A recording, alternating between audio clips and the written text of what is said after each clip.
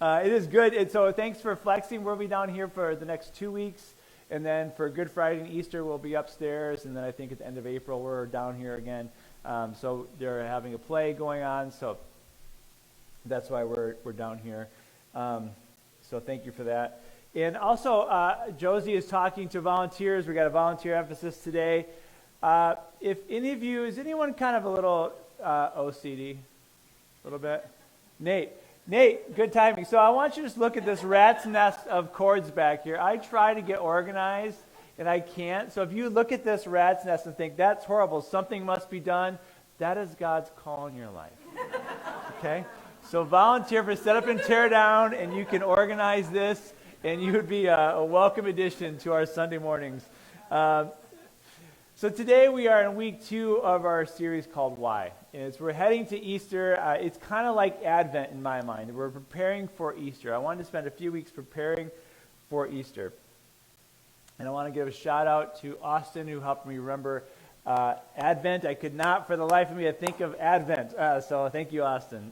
Bad sense of direction, but great sense of Christmas words. So I wanted to spend some time preparing for Easter, thinking about that, because if we're new or just kind of exploring the faith, there's some things about Easter that we may not understand. And if we've been around for a while, there may be some things that we've begun to take for granted, some things that have maybe gone stale. Sometimes the most important things of our lives can go a little stale, right? And so it's good to have a refresher. So we wanted to just take some time to think about that. We're asking 2 questions. The first is who was or who is Jesus? And the second is, why did he have to die?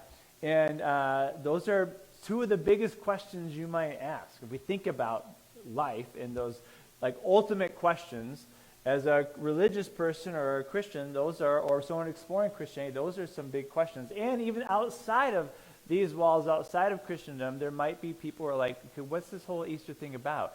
It's not about peeps, because those are disgusting, right? That's just true, right? Anybody like peeps? Yeah. Anybody like them stale? There's some people just like to open the package, let them get good and stale. Yeah. So that's wrong. Just to be clear. But who is he and why did he have to die? What's this whole thing about? Right? We just like anything, we can make it about other things, and it's okay to add it to make additions to those holidays. But it's not about bunnies or eggs or chickens, or any of that stuff. It's about Jesus who came to die. So last week we did not answer all the questions of who is Jesus, but we began that conversation. Now we're moving into this kind of, why did he have to die? And we're going to look at some Old Testament passages. Some passages that anticipate Jesus' atoning sacrifice. But before we do that, I want to give a little introduction. Some things have multiple meanings, right?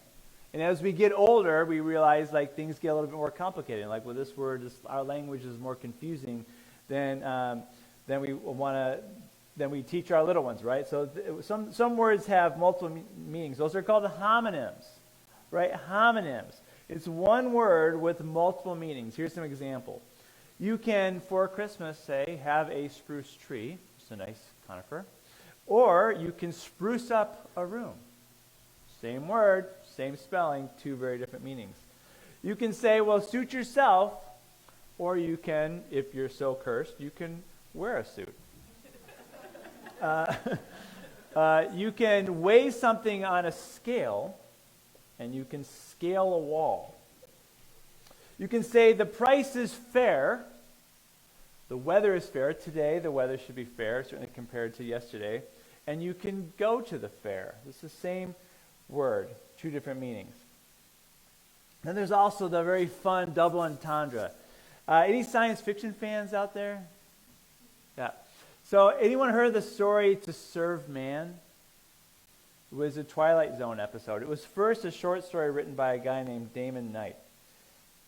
In this, it's about aliens. And I did not pick this simply because my wife loves aliens, believes in them. To Serve Man is about aliens who come to Earth to help us end poverty and war. They're here to serve us. They want to help humans be successful. And then later in the story, we find aliens also like to cook and eat humans, right? So they like to serve and help, but they also like to serve. Here's some yummy human. Why? Because aliens are nasty, right? But it has a very different meaning, right? To serve man, it has a very different meaning. A moment ago, I said, so we're going to talk about some double meaning passages here in just a moment. But a moment ago, I said atoning sacrifice. So what does atoning sacrifice mean? Well, we're going to just begin to unpack that a little bit. We'll go a little deeper in the next week or so. But the Hebrew and Arab roots mean to cover or to wipe off. And the New Testament versions of that word mean something like to appease or to pacify. So in context, how do we cover or repay or repair an injustice? You see, righteousness and justice require consequence to cover the damage. It's just the way it is. We do something wrong, I break a window, I need to repair the window. That's how it goes. So let's get into it. In the beginning, in Genesis, because I can't have any sermon without referencing Genesis, right? That's just the way it works for me. In the beginning, in Genesis 3:21, it says, "And the Lord God made for Adam and for his wife garments of skins and clothed them." So this is after the fall. God has made everything. He's made water and land. He's separated night and day. He's filled the water with fishes and the sky with birds. Birds are real, I'm sorry, and they're not your enemy. They're not all spies. Some, sure. But he's filled the earth with life. And then he's made man and woman, and then they sin. And he's already at this point talked about the consequences. This is what's going to happen. Life is going to be harder than it was. There's going to be tension in your relationship. Childbirth is going to be painful. It apparently wasn't going to be before that, etc. So this is after the fall, which introduced sin and shame and consequence into human life. Adam and Eve are now aware that they are naked. They weren't naked. They weren't aware of that before. Now they are, and they're ashamed. So God makes them clothing. He makes them clothing for them. So meaning number one of this is, despite their sin, so he could have just said, that's it. We're done. We'll just start over. Instead, the story goes, despite their sin, God is loving and caring, is the loving, caring Father who provides for the needs of his children. See, they had made clothing out of leaves, but they weren't going to last. They weren't going to do the job. So God makes better clothing for them out of animal skins. So God is the one who provides the cover for their sin. Meaning number two, animals had to die. The passage doesn't specifically say that, but it's implied. It's hard to remove the skin from an animal without, doing some damage, I suppose, to the animal. So animals had to die or be sacrificed to cover their sin and shame. So this is the first time God makes something that is, here's a fancy word, salvific in nature, which is having to do with their salvation. He's made heaven and earth. He's made us. He's made animals. He's made night and day and all that. Now he makes something to heal us spiritually.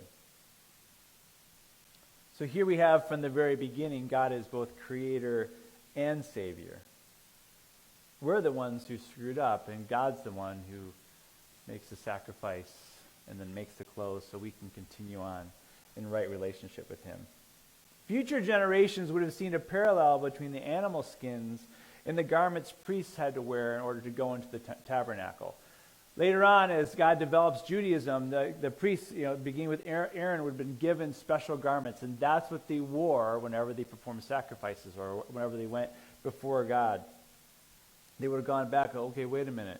God was the first time this happened was when God made garments for Adam and Eve. Again, it's important to remember that God did the work to cover our sin. Moving forward to Genesis 22, this is one of the most troubling stories in all of Scripture. In fact, when I was the Bible college I worked at, there was one of my favorite professors. I was working there at the time, but he talked about the Abraham and Isaac story. He began with, he's like, I don't like this story. The story bothers me. In fact, sometimes when I'm reading Genesis, I skip this story. It was a very difficult story. It's a very difficult story to read. You see, God had provided Abraham with a son in his old age. And this son, Isaac, is to be the father of a great nation. And then God asked Abraham to sacrifice Isaac. Abraham agrees because he's essentially a pagan. Right? And he's just kind of coming out of this. God's changing his mind, changing his theology, developing him. But in his mind, child sacrifice is an ethical good. There's nothing in the story to suggest that Abraham or Isaac hesitated. And they go up a mountain and they're carrying stuff. And so while we don't know exactly how old Isaac is, Abraham is over 100 years old. Isaac is walking up the mountain and carrying stuff. So it's not like we've got Abraham with a baby on his hip and wood in his other arm and going. They're walking up this together. Okay, so Isaac is old enough to resist his dad, who's over a century old, right? So, which wouldn't be too hard. No matter how old you live, you know, a century's a lot. But God has asked him to sacrifice Isaac.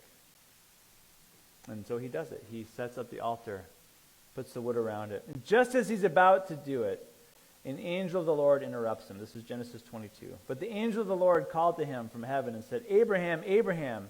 And he said, Here I am. He said, Do not lay your hand on the boy or do anything to him. For now I know that you fear God, seeing that you have not withheld your son, your only son, from me. And Abraham lifted up his eyes and looked, and behold, behind him was a ram caught in a thicket by his horns. And Abraham went and took the ram and offered it up as a burnt offering instead of his son.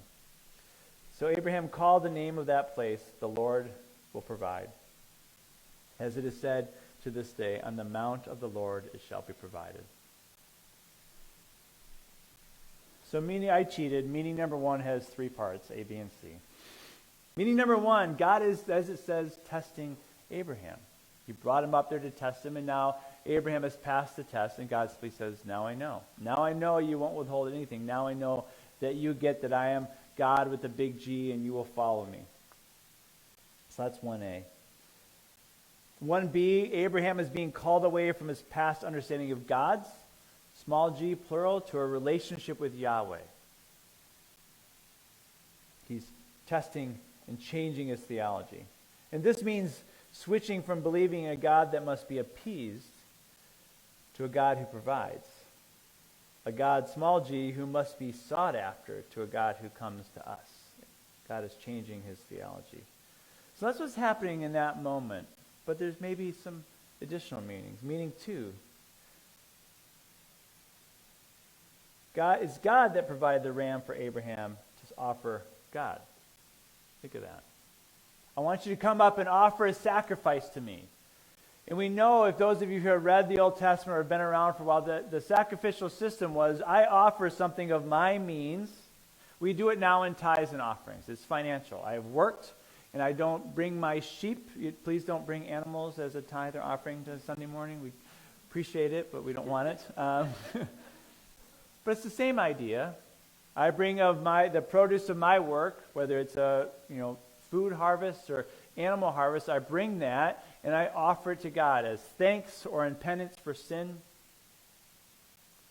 Here, God has asked Abraham to sacrifice Isaac, and instead provides the ram. So God is providing the sacrifice for Abraham to make. So as God provided the ram for Abraham, this is what people would have thought as they look back through the cross. You fast forward a couple thousand years. As God provided the ram for Abraham to offer God, so God will offer up Jesus. God is doing the work so we can have a right relationship with him. Moving forward. This is another interesting story. Moses strikes the rock. So God has called Moses, and he's used Moses to lead his people out of Egypt, out of slavery, and they're wandering in the desert. And I've done some long trips, some long wandering, not for days like this and not with 1 million people in tow for sure, but it's hard, right? It's hard if you're just walking in the desert. And eventually the Israelites would begin to grumble. And they always exaggerate how good they had it. Like back there we had meat pots that were overfilling, and we had onions and Starbucks and all that stuff. And there was no line at the restaurants and all that. We had so much food. Hy-Vee just came in Egypt. It was good. Why did you lead us out here to die? So now at this point they're thirsty. They've run out of water. And what's interesting about one of the interesting things about the relationship between God and Moses is they were very close. Okay, so close that when Moses would go to speak to God, he'd come out and his face would glow, and so he actually would wear a veil to cover it. They're very close. And the story goes that they would kind of go back and forth. The Israelites were very difficult people, and so sometimes Moses is like, why, God, why did you curse me with these people? And other times God is like, I'm just going to kill them. I'll start over with you. And so sometimes God is like, no, Moses, it's going to work out. Other times Moses is like, no, God, you can't do that, because people are going to ask, why did God lead his people out of Egypt just to kill them in the desert? Like, that's going to make you look bad. So it's as if Moses is saying, think about your rep. And so they kind of go back and forth. It's just intimate relationship. So here's the situation. The Israelites are grumbling, and they need some water. And the Lord said to Moses in 17:5, pass on before the people, taking with you some of the elders of Israel, and take in your hand the staff with which you struck the Nile, and go. Behold, the staff would have been representative of God's power, because he had done amazing things through the staff. Behold, I will stand before you there on the rock at Horeb, and you shall strike the rock, and the water shall come out of it, and the people will drink. And Moses did so in the sight of all the elders of Israel. Sometimes when I'm preparing for these, I like to look up kind of artist renditions of certain scenes in the Bible. And some of you might have, certainly when I was younger, a lot of Bibles came with paintings in them, and that was kind of fun. If you're bored, you can kind of look at them and draw mustaches and that. Something about, I don't know if it's Renaissance art or what, but there's often a lot of naked angel babies floating around. That's weird. And then also, we can take some pot shots at Freud, but there's some weird art, and people oddly unclothed as Moses is, hitting the rock or whatever. So it's just weird scenes, weird depictions. So maybe don't look it up. But there's some interesting. I try to picture. There's a million or so people that are thirsty, and so how did this work? And so artists have different ideas of that. Moses is told, "Go and take your staff, and strike the rock, and water will come," and it did. And the people had water. But then you fast forward to Numbers 20, and there's a similar scene. They're thirsty again. And here's what happens in Moses 20, starting in verse 7. And the Lord spoke to Moses, saying, take the staff and assemble the congregation, you and Aaron your brother. Aaron would have been his right-hand man. Aaron your brother, and tell the rock before their eyes to yield its water. So you shall bring water out of the rock for them, and give drink to the congregation and their cattle. And Moses took the staff from before the Lord as he commanded him. Then Moses and Aaron gathered the assembly together before the rock. And he said to them, hear now, you rebels. Shall we bring water for you out of this rock? And Moses lifted up his hand and struck the rock with his staff twice. And water came out abundantly. And the congregation drank, and their livestock. So God tells the first time, strike the rock. The second time he says, speak to the rock, but Moses disobeys, and he hits the rock twice. As a result of this disobedience, the Israelites are wandering, preparing to go into the promised land, but God says, because of this, you will not enter the promised land. He gets to see it. I get this picture of him climbing to the top and kind of looking over. He sees it, but doesn't get to go into the promised land. He has suffered as he's led these people, but he can't go in there because of this sin, because of this disobedience. Meaning number one, Moses had an intimate relationship with God, speaking as face to face. And because of this, he was an example of holiness, and he betrayed that out of anger. You are my example, Moses, of how to relate to me. A close friend relationship, and you betrayed that. And so they need to see that that's serious. What's interesting is there are people among the people of Israelites who had sinned much worse or much more repetitively, and yet they get to go in. But Moses is special, and God uses him to make a special point. There's a special consequence, and because of that, he couldn't go into the promised land, and he's buried outside of it. Meaning number 2, Moses was to strike once and speak once. Again, looking back, Christians would have said that that symbolized the once and for all nature of Christ's substitutionary death on the cross. You see, there was a sacrificial system, but you had to do it over and over again. You sin, sacrifice, you sin, you sacrifice. Eventually, Jesus comes, and he's sacrificed on the cross. That's what we're heading towards with Good Friday and Easter. And that sacrifice, that death is once. That happens once. God, again, will provide an ultimate sacrifice one time. So as Christians look back to Moses through the cross, they would have said, oh, that's why that was a big deal. That's another reason why that was a big deal. You are making a point. I'm going to do this one time. I'm going to sacrifice Jesus one time. No, the Israelites would not have thought of that at that moment. But then looking back, they would see there's a double meaning. There's another meaning. And the last example. Last week I went through the I am statements in John. And we just went through the 7 times where Jesus says, I am. Figure if you want to know who Jesus is, maybe ask him. And he said pretty clearly, this is who I am. Okay, that's a good place to start. There's lots of other things to talk about. That felt like a good place to start. One of them, in John 10, he says, I am the door. He says, truly, truly, I say to you, I am the door of the sheep. All who came before me are thieves and robbers, but the sheep did not listen to them. I am the door. If anyone enters by me, he will be saved, and will go in and out and find pasture. So meaning number 1, which was you all, of course, remember from last week, right?